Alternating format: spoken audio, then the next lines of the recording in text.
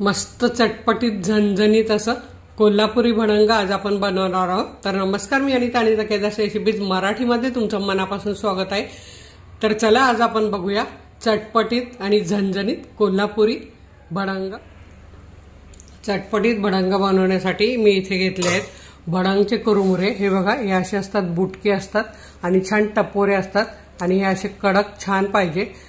नाहीतर आपण काय करणार आहोत, तरी पण थोडेसे आपण असे हे गरम करून घेणार आहोत, कारण याने काय होतं, गरम केल्यामुळे शेवटपर्यंत अगदी हा भडंग कुरकुरीत राहतो आणि खायला मस्त वाटतं।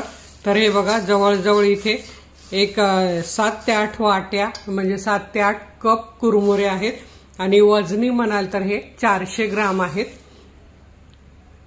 तर आता आपण हे बाजूला ठेवूया आणि याच्यासाठी एक मसाला बनवून घेऊया। भडंगचा मसाला बनवण्यासाठी मिक्सरच्या भांड्यात ही एक छोटा चमचा तिखट आहे, ही मिरची पावडर घेतलेली आहे कारण आपल्याला चटपटीत बनवायचं आहे। अर्धा चमचा भाजलेल्या जिऱ्याची पावडर आहे, ती पण आपण यात घालून घेऊया। बडीशेपची पावडर 1 चमचा घालायची, यामुळे चव अगदी अप्रतिम येते। तर 1 चमचा बडीशेपची पावडर घाला। धन्याची पावडर 1 चमचा आणि इथे आपण घेतल्या आंबटपणासाठी आमचूर पावडर, ही पण 1 चमचा घेतलेली आहे। आणि आपण यात 1 चमचाभर मीठ घालून घेऊया। आणि तुमच्याकडे आणखी याच्यापेक्षा वेगळा असेल तर तुम्ही मला नक्की तुमची रेसिपी द्या। तर आता हे आपण मिक्सरला फिरवून घेऊया। तर इथे तुम्ही बघू शकता आपला असा मस्त चटपटीत असा मसाला तयार झालेला आहे। आता आपण जाऊया गॅसकडे। आता आपण हे कुरमुरे लोखंडी कढईत मस्त घालून घेऊया आणि हे 2 वेळा मी असे भाजून घेते। अगदी 3 मिनिटे साधारण असे सतत मीडियम गॅसवर भाजून घ्यायचे आणि सतत हलवायचे आहे, म्हणजे आपले हे भडंग शेवटपर्यंत कुरकुरीत राहतो। आता मी हे दोन्ही बॅच भाजून घेते आणि मग तुम्हाला दाखवते। तर हे बघा, असे हे 3 मिनिटं झाले आणि कुरमुऱ्याचा असा भुगा होईल, असे छान असे भाजले गेले पाहिजे। आता हे भाजून झाले, हे मी काढून घेते आणि दुसरे भाजून घेते। कुरमुरे आपले भाजून झाले। आता आपल्याला घालायचे त्यात तेल, एक साधारण 6 टेबलस्पून आपण यात तेल घालूया। यात आपण घातले साधारण 6 टेबलस्पून म्हणजे 100 ग्राम तेल आपल्याला लागणार आहे। आता आपल्याला काय करायचंय, आधी शेंगदाणे छानपैकी तळून घ्यायचे खरपूस असे। तर मी इथे 1 कप शेंगदाणे घेतलेले आहेत। आपल्या आवडीप्रमाणे आपण शेंगदाणे कमी जास्त करू शकतो। तर आता हे शेंगदाणे घालायचे आणि आपल्याला छान सोनेरी रंग येईपर्यंत हे तळून घ्यायचे आहेत। शेंगदाण्याचा बघा कसा चटचट चटचट आवाज येतोय, म्हणजे हे आतपर्यंत छान तळले जात आहेत। तर असेच अजून आपण तळून घेऊया थोडासा रंग बदलेपर्यंत। हे बघा, शेंगदाणे छान सोनेरी रंग येईपर्यंत तळून झालेले, रंग तुम्ही बघू शकता। असंच काढून घ्यायचा। जर जास्त तळले गेले तर ते कडवट लागतात, कारण हे खूप गरम असतात, त्यामुळे ते पुढे पण अजून तळतच राहतात। म्हणजे जरी आपण हे काढून ठेवले तेलातून तरी ते गरम असल्यामुळे पुढे त्याचे रंग बदलत राहतो, त्यामुळे असे हे काढून घ्यायचे आहेत।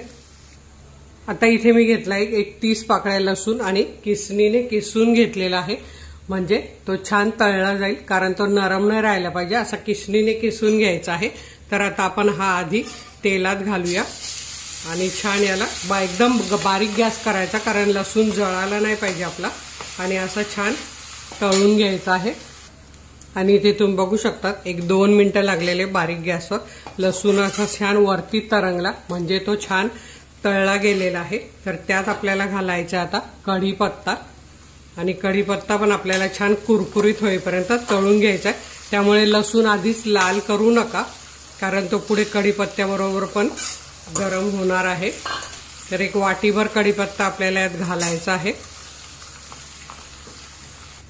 आणि इथे तुम्ही बघू शकता 2 मिनिटं झाले, कढीपत्त्याचा पण असा खळखळ खळखळ असा म्हणजे कुरकुरीत झाल्याचा आवाज येतो आहे। आता यात घालायचं आपल्याला डाळवं आणि हे 1 मिनिट आपल्याला भाजून घ्यायचंय, म्हणजे ही चिवड्याची डाळ आहे जी आपण दिवाळीला चिवड्यात घालतो ती। तर ही आपल्याला यात 1 मिनिट. बघा कढीपत्त्याचा तुम्हाला आवाज येत असेल. तर हे बघा 1 मिनिट आपलं हे डाळवं पण भाजलं गेलेलं आहे. आता आपल्याला करायचं आहे गॅस बंद.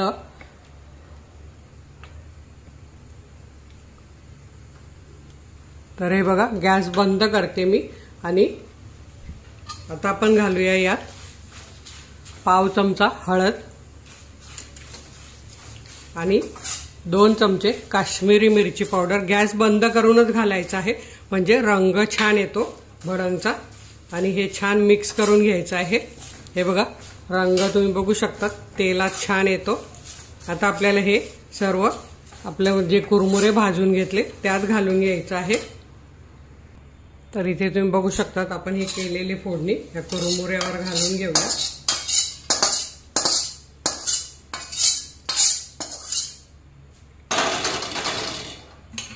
यातच आपण घालूया हा जो आपण चटपटीत मसाला बनवून घेतलाय तोही घालून घेऊया आणि हे छान मिक्स करून कुरमुऱ्यात मिक्स करून घ्यायचंय. यात आपण हे तळलेले शेंगदाणे आहेत ते पण लगेच घालून घेऊया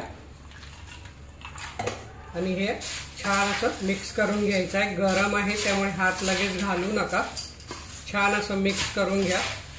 अजून एक आपलं गोष्ट राहिलेली आहे घालायची ती मी तुम्हाला दाखवते. आपल्या भडांचा रंग तुम्हाला दिसतच असेल किती छान येतो आहे. जसं जसं तुम्ही मिक्स कराल तसा तसा रंग आपला येतो आहे. अगदी परफेक्ट आपले मसाले झालेले आहेत. आता यात आपल्याला घालायची आहे पिठी साखर.